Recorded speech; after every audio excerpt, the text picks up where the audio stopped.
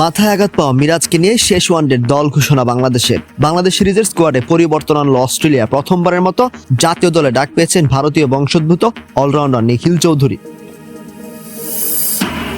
3 লাল কার্ডের ম্যাচ জিতে বিশ্বকাপ শুরু মেক্সিকোর উড়ন্ত সূচনা। সর্বকনিষ্ঠ ফুটবলার হিসেবে পেলের পরই মোরা ভাঙলেন 96 বছরের পুরনো রেকর্ড। পিছিয়ে পড়েও জয় দিয়ে বিশ্বকাপ শুরু দক্ষিণ কোরিয়ার। গ্রেটেস্ট শো অন আর্থ বা ফিফা বিশ্বকাপের মহোৎসবে এবার জড়ালো বাংলাদেশের নাম। কানাডায় বিশ্বকাপের উদ্বোধন মাতালেন বাংলাদেশি বংশোদ্ভূত ডিজে ও সঙ্গীত শিল্পী সঞ্জয় দেব। ব্রাজিলের দুশ্চিন্তার নাম ডিফেন্স লাইন। এখনো দলের সাথে যোগ দেননি নেইমার। বিশ্বকাপের প্রথম ম্যাচে মরক্কোর বিপক্ষে রবিবার ভোর 4টায় মাঠে নামবে ব্রাজিল। আর্জেন্টিনার অনুশীলনে যোগ দেননি নিকো পাচ। বিশ্বকাপে পর্তুগালকে নিয়ে বাড়তি প্রত্যাশা কাজ করছে। ক্রিশ্চিয়ানো রোনালদো শুনিয়েছেন আশার বাণী। বিপিএলের শেষ রাউন্ডে চরম নাটকীয়তা। আবাহনীকে হারিয়ে শিরোপা মোহামেডানের। 16 বছর পর শিরোপা পুনরুদ্ধার করল মোহামেডান। লেপার্টের কাছে হেরে কপাল পড়ল প্রাইম ব্যাংকের। একাধিক বড় চমক নিয়ে একসাথে 2 সিরিজের স্কোয়াড ঘোষণা করলো বাংলাদেশ ক্রিকেট দল। টি-20তে দীর্ঘদিন পর ফিরছেন নাহিদ রানা, তবে বাদ পড়ছেন টেস্ট থেকে।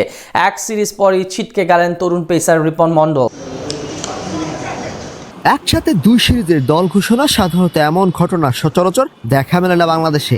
অস্ট্রেলিয়ার বিপক্ষে টি-20 সিরিজের পাশাপাশি জিম্বাবুয়ের বিপক্ষে টেস্ট সিরিজের স্কোয়াড ঘোষণা করেছে নির্বাচকরা। 3 ম্যাচের ওয়ানডে সিরিজের পরেই অজিদের বিপক্ষে 4 বছর পর টি-20 সিরিজ খেলবেন বাংলাদেশ দল, যেখানে রানার সাথে আছে আরও বেশ কিছু চমক। টানা 2 ম্যাচ জিতে অস্ট্রেলিয়ার বিপক্ষে প্রথম ওয়ানডে সিরিজ জয়। ঠিক একইভাবে তৃতীয় ম্যাচ জিতে অজিদের হোয়াইট ওয়াশ করবে বাংলাদেশ, তেমনই প্রত্যাশার কথা বলেন বিসিবি পরিচালক মিজানুর রহমান।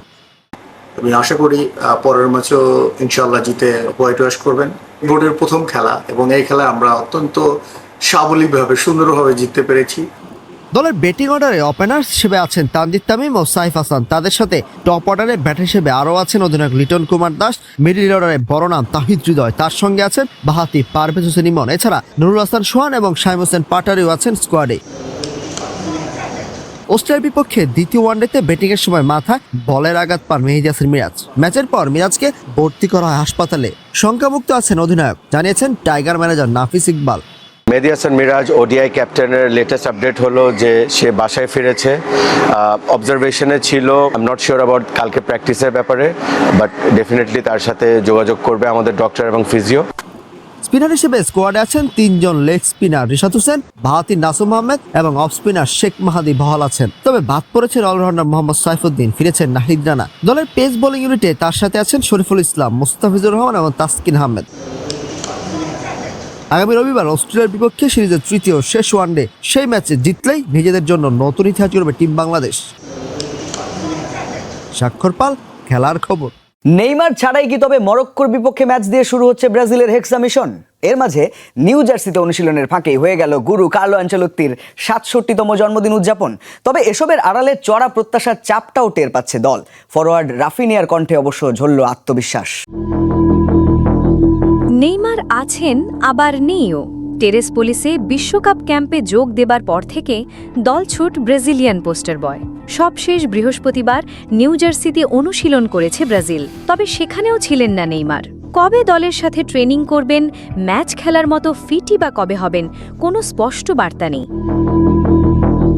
তাই বলে প্রস্তুতি থেমে নেই সেলেসাওদের। কলম্বিয়া পার্ক ফ্যাসিলিটিজে ঘাম ঝরিয়েছে ভিনি জুনিয়র, রাফিনিয়া এবং লুকাস পাকেতারা।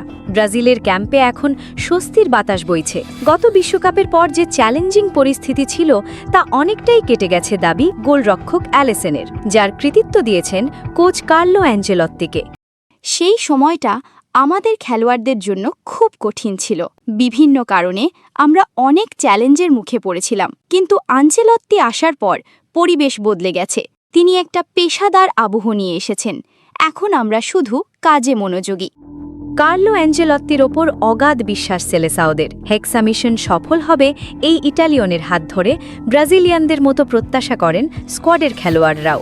অ্যাঞ্চেলত্তির ফুটবল দর্শনের প্রেমে পড়েছেন 5 বারের বিশ্ব চ্যাম্পিয়নরা। অন্যদিকে কার্লো অ্যাঞ্চেলত্তির জন্মদিনও পালন করা হয় দলের অনুশীলনে। ফুটবলাররা তাকে ঐতিহ্যবাহী গার্ড অব অনার দিয়ে শুভেচ্ছা জানান, যা ক্যাম্পে ভিন্ন এক আবহ তৈরি করে। তিনি খুবই বিনয়ী, চাপের মধ্যেও সঠিক শব্দের ব্যবহার জানেন। তার ফুটবল দর্শন পরিষ্কার, আর সেটাই আমাদের সাহায্য করছে। কাজের প্রতি তার আগ্রহ আর আনন্দ স্পষ্ট। রবিবার নিউ ইয়র্কে মরক্কোর বিপক্ষে ম্যাচ দিয়ে বিশ্বকাপ মিশন শুরু করবে 5 বারের চ্যাম্পিয়ন ব্রাজিল। সবকিছু মিলিয়ে মরক্কোর বিপক্ষে বিশ্বকাপের প্রথম ম্যাচে নেইমারের খেলার সম্ভাবনা প্রায় নেই বললেই চলে। আলিশা জান্নাত, খেলার খবর।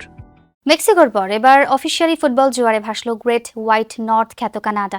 টরন্টো স্টেডিয়ামে জমকালো উৎসব, আলো আর বিশ্বমানের তারকাদের সুরের মূর্ছনায় সম্পন্ন হলো কানাডা পর্বের রাজকীয় উদ্বোধন, যেখানে তুলে ধরা হয় কানাডার আদিবাসী সংস্কৃতি থেকে শুরু করে আধুনিক বহুত্ববাদের গল্প। ফিফা বিশ্বকাপের ইতিহাসে যা কখনো ঘটেনি, এবার 2026 সালের আসরে ঠিক তাই ঘটিয়ে দেখালো 3 আয়োজক দেশ। মেক্সিকোর পর এবার শুক্রবার বাংলাদেশ সময় রাত 11টায় জমকালো এক উদ্বোধনী অনুষ্ঠানের মধ্য দিয়ে ইতিহাস গড়ল কানাডা।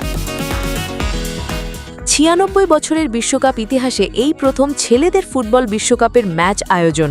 স্বাভাবিকভাবেই উত্তর আমেরিকার দেশ কানাডা জুড়ে এখন বইছে উৎসবের সুনামি। টরন্টো স্টেডিয়ামের গ্যালারি ছাপিয়ে ফুটবল উন্মাদনা এখন আটলান্টিক থেকে প্রশান্ত মহাসাগরের তীরে। দৃষ্টিনন্দন ও গতিশীল এই উদ্বোধনী শোতে ফুটিয়ে তোলা হয় কানাডার আদিবাসী সংস্কৃতি থেকে শুরু করে আধুনিক বহুত্ববাদের গল্প। চোখ ধাঁধানো উদ্বোধনী মঞ্চের সুরের আকাশে শুরুতেই আলো ছড়ান কানাডার জনপ্রিয় পপ তারকা অ্যালিসিয়া কারা। তার জাদুকরী কণ্ঠ আর দুর্দান্ত পারফরম্যান্সে সুরের মূর্ছনায় ভেসে যায় স্টেডিয়ামে উপস্থিত হাজারো ফুটবল প্রেমী। কানাডিয়ান ঐতিহ্যের সাথে গ্লোবাল ফিউশনের মেলবন্ধনে এরপরই মঞ্চে আগুন ধরান বলিউডের ডান্সিং সেন্সেশন নোরা ফাতেহি। তার চিরচেনা গ্ল্যামার আর নাচের ছন্দে পুরো গ্যালারিতে তৈরি হয় অভূতপূর্ব এক উন্মাদনা। সুর ও ছন্দের এই মহা উৎসবে বৈচিত্র্যের রং ছড়াতে একে একে মঞ্চে আসেন সমাদৃত গায়িকা জেসিকা রেজ এবং ফিলিস্তিনি চিলিয়ান বৈশ্বিক তারকা এলিয়ানা। তবে দক্ষিণ এশীয় দর্শকদের জন্য সবচেয়ে বড় চমক ছিল বাংলাদেশি বংশোদ্ভূত আন্তর্জাতিক মিউজিশিয়ান ডিজে সঞ্জয়ের বিট ও ফিউশন মিউজিক। সবশেষ এই বর্ণিল আয়োজনের রাজকীয় সমাপ্তি টানেন কানাডার ঐতিহ্যবাহী ফোক ও সমসাময়িক সঙ্গীতের অন্যতম সেরা কণ্ঠশিল্পী উইলিয়াম প্রিন্স। তার সুরের মূর্ছনায় আক্ষরিক অর্থেই পূর্ণতা পায় ট্রিপল হোস্ট কানাডার এই ঐতিহাসিক ফুটবল মহোৎসবের উদ্বোধনী মঞ্চ। জান্নাতুল ইসলাম মৌ।